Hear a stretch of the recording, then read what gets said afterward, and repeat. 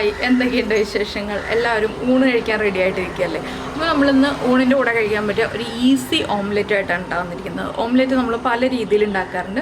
പക്ഷേ മസാലയൊക്കെ ചേർത്തിട്ടൊരു ഓംലെറ്റ് ഉണ്ടാക്കിയാലോ നല്ല ടേസ്റ്റാണ് കേട്ടോ.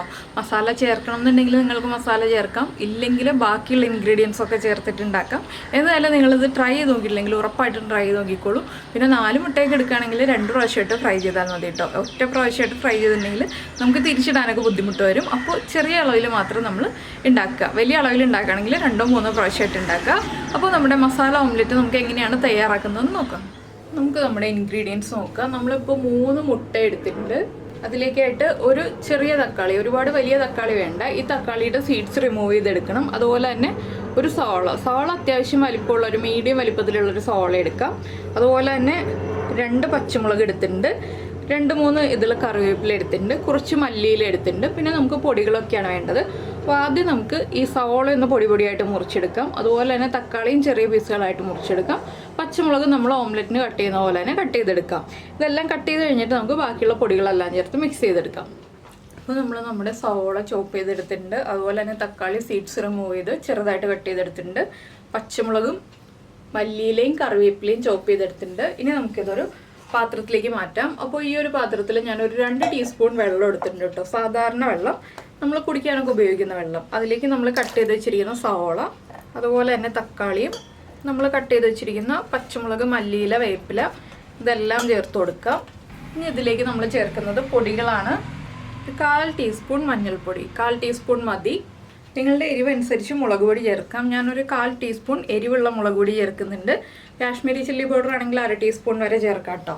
പിന്നെ നമ്മൾ ചേർക്കുന്നത് കുരുമുളക് പൊടിച്ചതാണ്. ഞാൻ ഫ്രഷ് ആയിട്ട് പിടിച്ചെടുത്ത കുരുമുളക് ആയതുകൊണ്ട് 1/4 ടീസ്പൂണേ ചേർക്കുന്നുള്ളൂ. അല്ലെങ്കിൽ നമ്മൾ റെഡിമെയ്ഡ് വാങ്ങിക്കുന്ന കുരുമുളകാണെങ്കിൽ 1/2 ടീസ്പൂൺ തന്നെ ചേർക്കാം. ഇനി ഇതിലേക്ക് നമ്മൾ ചേർക്കുന്നത് ഒരു 1/4 ടീസ്പൂൺ ഗരം മസാലപ്പൊടി. ഇനി നമുക്കിതിലേക്ക് ഈ വെജിറ്റബിൾസിനും മുട്ടയ്ക്കും ആവശ്യമായിട്ടുള്ള ഉപ്പ് ചേർത്ത് കൊടുക്കാം.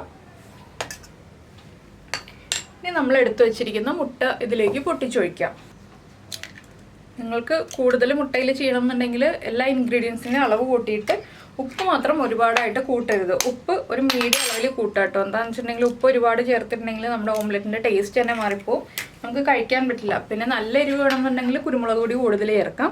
ഇനി നമുക്കൊരു ഫോർക്ക് ഉപയോഗിച്ചൊന്ന് മിക്സ് ചെയ്തെടുക്കാം. ഇത് നന്നായിട്ടൊന്ന് ബീറ്റ് ചെയ്യാം. സ്പൂണിനേക്കാൾ എപ്പോഴും നല്ലത് ഫോർക്കാണ് കേട്ടോ, ഇതുപോലെ മുട്ട ബീറ്റ് ചെയ്യാനായിട്ട്. അപ്പോൾ നമ്മൾ വെള്ളം ചേർക്കുന്നത് എന്താണെന്ന് വെച്ചാൽ നമ്മുടെ ഓംലെറ്റ് ഒന്ന് സോഫ്റ്റ് ആയി വരാനാണ് കുറച്ച് വെള്ളം ചേർത്തിട്ട് നമ്മൾ ബീറ്റ് ചെയ്തെടുക്കുന്നത്. അത് നല്ല ഫ്ലഫി ആയിട്ടും അതുപോലെ തന്നെ നല്ല സോഫ്റ്റ് ആയിട്ടും വരും ഓംലെറ്റ്, വെള്ളം ചേർത്തിട്ട് ഓംലെറ്റ് ഉണ്ടാക്കുമ്പോൾ. അതുപോലെ നന്നായിട്ട് ഒരു 2 മിനിറ്റ് ഒന്ന് ബീറ്റ് ചെയ്തെടുക്കുക. അപ്പോൾ നമുക്കൊരു പാൻ ചൂടാക്കാൻ വയ്ക്കാം. പാൻ ചൂടായി വരുമ്പോൾ നമുക്ക് ബാക്കിയുള്ള കാര്യങ്ങൾ ചെയ്യാം. അപ്പോൾ ഞാൻ വെളിച്ചെണ്ണയിലാണ് ഓംലെറ്റ് ഉണ്ടാക്കുന്നത്. നിങ്ങൾക്ക് ഇഷ്ടമുള്ള ഓയിലിൽ ചെയ്യാം. വെളിച്ചെണ്ണയിൽ ചെയ്യുകയാണെങ്കിൽ ടേസ്റ്റ് കൂടുതലുണ്ടാവും. എന്താണെന്ന് വെച്ചാൽ നമ്മൾ മല്ലിയില പോലെയുള്ള നാടൻ കാര്യങ്ങളാണ് എല്ലാം ചേർത്തിട്ടുള്ളത്. അപ്പോൾ പിന്നെ സൺഫ്ലവർ ഓയിലൊക്കെ ചെയ്യാം കേട്ടോ. ഞാനപ്പോൾ ഏത് ഓയിലും യൂസ് ചെയ്യാമെന്ന് പറഞ്ഞേ ഉള്ളൂ. മുട്ട നമ്മളൊന്ന് ബീറ്റ് ചെയ്തുകൊണ്ടിരിക്കണം. നമ്മൾ ബീറ്റ് ചെയ്ത് തന്നെ നമ്മുടെ പാനിലേക്ക് ഒഴിച്ചു കൊടുക്കണം. അപ്പോഴാണ് നല്ല ബബിൾസൊക്കെ വന്ന് നല്ല സോഫ്റ്റ് ആയിട്ടുള്ള ഓംലെറ്റ് ആയിട്ട് കിട്ടുക. അപ്പോൾ നമുക്ക് പാൻ ചൂടാക്കിയെടുക്കാം. അപ്പോൾ നമ്മൾ നമ്മുടെ ഓംലെറ്റ് റെഡിയാക്കാനായിട്ട് ഒരു പാൻ വെച്ചിട്ടുണ്ട്. പാനിലേക്ക് നമുക്ക് കുറച്ച് വെളിച്ചെണ്ണ ഒഴിച്ചു കൊടുക്കാം. ഇനി വെളിച്ചെണ്ണ എല്ലാ ഭാഗത്തേക്കും ഒന്ന് സ്പ്രെഡ് ചെയ്ത് കൊടുക്കണം. പാനിൻ്റെ എല്ലാ ഭാഗത്തേക്കും ഒരുപോലെ സ്പ്രെഡായി വന്നാലേ മുട്ട പെട്ടെന്ന് നമുക്ക് ഇളക്കിയെടുക്കാൻ പറ്റുള്ളൂ. ഇനി നമ്മൾ ബീറ്റ് ചെയ്ത് വെച്ചിരിക്കുന്ന മുട്ട ഒന്നുകൂടി ഒന്ന് ബീറ്റ് ചെയ്ത് നന്നായിട്ട് പതഞ്ഞു വരുന്ന രീതിയിലൊന്ന് ഒഴിച്ചു കൊടുക്കുക.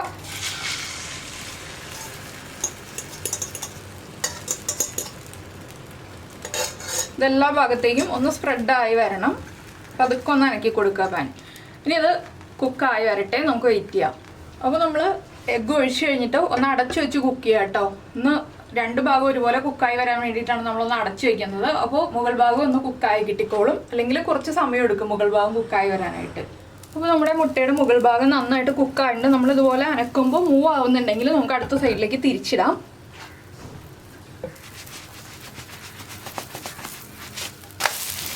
അപ്പോൾ നമ്മുടെ മുട്ട നമ്മൾ അടുത്ത സൈഡിലേക്ക് തിരിച്ചിട്ടുണ്ട്. ഇനി അടച്ചു വെച്ച് കുക്ക് ചെയ്യേണ്ട ആവശ്യമില്ല. ഇതുപോലെ നിങ്ങൾ ഒറ്റയായിട്ട് മറിച്ചിടാൻ പറ്റുന്നില്ലെങ്കിൽ 4 പീസായിട്ട് കട്ട് ചെയ്തിട്ട് ഓരോ പോർഷനായിട്ട് കട്ട് ചെയ്ത് മറിച്ചിട്ടാൽ മതി കേട്ടോ. അത് ആയിരിക്കും കൂടുതൽ എളുപ്പം. അല്ലെങ്കിൽ കൂടുതൽ എക്സ്പീരിയൻസ് വേണം നമുക്ക് ഇങ്ങനെ ഒറ്റയ്ക്ക് മറിച്ചിട്ട്. അത് നമ്മൾ വീട്ടമ്മമാർക്ക് എല്ലാവർക്കും പ്രാക്ടിക്കലായിട്ടുള്ള കാര്യമല്ല. അതുകൊണ്ട് കട്ട് ചെയ്ത് മറിച്ചിടായിരിക്കും നല്ലത്. അപ്പോൾ ഈ സൈഡും കൂടി ഒന്ന് കുക്കായി വരട്ടെ. ഇനി അധികം സമയം വേണ്ട കേട്ടോ. ഈ ഭാഗം കുക്കായ അത്രയും കളർ മാറേണ്ട ആവശ്യമില്ല. നമുക്ക് ഫ്ലെയിം ഓഫ് ചെയ്യാം, ഒരു പ്ലേറ്റിലേക്ക് മാറ്റാം നമ്മുടെ ഓംലെറ്റ്. അപ്പോൾ നമ്മുടെ ഓംലെറ്റ് ഇതാ റെഡി ആയിട്ടുണ്ട്. അപ്പോൾ നിങ്ങൾ ഇതുപോലെ മസാല ഓംലെറ്റ് ഉണ്ടാക്കി നോക്കിയിട്ടില്ലെങ്കിൽ ഉറപ്പായിട്ടും ഒന്ന് ട്രൈ ചെയ്ത് നോക്കിക്കോളൂ. ചോറിൻ്റെ കൂടെ വളരെ നല്ല കോമ്പിനേഷനാണ്. അപ്പോൾ ഉണ്ടാക്കി കഴിച്ചിട്ട് ഇഷ്ടമായി കഴിഞ്ഞിട്ടുണ്ടെങ്കിൽ ഒന്ന് ലൈക്ക് ചെയ്യാൻ മറക്കരുത് കേട്ടോ. അതുപോലെ ഇഷ്ടമായോ ഇല്ലയോ എന്നൊന്ന് കമൻറ്റും കൂടി ചെയ്തേക്കണേ. പിന്നെ നമ്മുടെ ചാനൽ ആദ്യമായിട്ട് കാണുകയാണ്, നമ്മുടെ വീഡിയോ പ്രസൻറ്റ് ചെയ്യുന്ന രീതിയൊക്കെ ഇഷ്ടമായി എന്നുണ്ടെങ്കിൽ നമ്മുടെ ചാനലൊന്ന് സബ്സ്ക്രൈബ് ചെയ്ത് സപ്പോർട്ട് ചെയ്യണേ. സബ്സ്ക്രൈബ് ചെയ്യുന്നതിന് ഈ വീഡിയോയുടെ താഴെയുള്ള റെഡ് സബ്സ്ക്രൈബ് ബട്ടൺ ഒന്ന് ക്ലിക്ക് ചെയ്യുക. അതിൻ്റെ റൈറ്റ് സൈഡിലുള്ള ബെല്ലൈക്കണും ക്ലിക്ക് ചെയ്യുക. അപ്പോൾ ഓൾ എന്ന് പറഞ്ഞിട്ടൊരു ഓപ്ഷൻ കാണാം. ആ ഓളും കൂടി പ്രസ് ചെയ്തിട്ടുണ്ടെങ്കിൽ ഞാൻ എപ്പോഴും വീഡിയോ അപ്ലോഡ് ചെയ്യുമ്പോൾ നിങ്ങൾക്ക് നോട്ടിഫിക്കേഷൻ വരും. പിന്നെ നിങ്ങളിതുപോലെ അടച്ചു വെച്ച് കുക്ക് ചെയ്യുകയാണെങ്കിലാണ് നല്ല സോഫ്റ്റ് ആയിട്ടുള്ള ഓംലെറ്റ് ആയിട്ട് കിട്ടുക. ഇത് സോഫ്റ്റാണ്, അല്ലെങ്കിൽ ഈ അടിഭാഗം പോലെ തന്നെ കുറച്ച് ഹാർഡായിട്ടുള്ള ഓംലെറ്റ് ആയിരിക്കും നമുക്ക് കിട്ടുക. അപ്പോൾ എന്തായാലും എല്ലാവരും ഒന്ന് ഈ ഒരു ഓംലെറ്റ് ഉണ്ടാക്കി നോക്കൂ. പിന്നെ നമ്മൾ ഇതിന് മുന്നേ ഉള്ള ഓംലെറ്റ് റെസിപ്പീസൊക്കെ ചെയ്തിട്ടുണ്ട്. അത് സെർച്ച് ചെയ്തിട്ടുണ്ടെങ്കിൽ നിങ്ങൾക്ക് നീതാസ് ടേസ്റ്റ്ലാൻഡ് ഓംലെറ്റ്സ് എന്ന് സെർച്ച് ചെയ്തിട്ടുണ്ടെങ്കിൽ ആ റെസിപ്പീസൊക്കെ കിട്ടും. അപ്പോൾ ആ റെസിപ്പികളും നോക്കിയിട്ട് ട്രൈ ചെയ്ത് നോക്കുക. അപ്പോൾ നമുക്ക് നമ്മുടെ അടുത്ത റെസിപ്പിയുമായിട്ട് അടുത്ത ദിവസം വീണ്ടും കാണാം.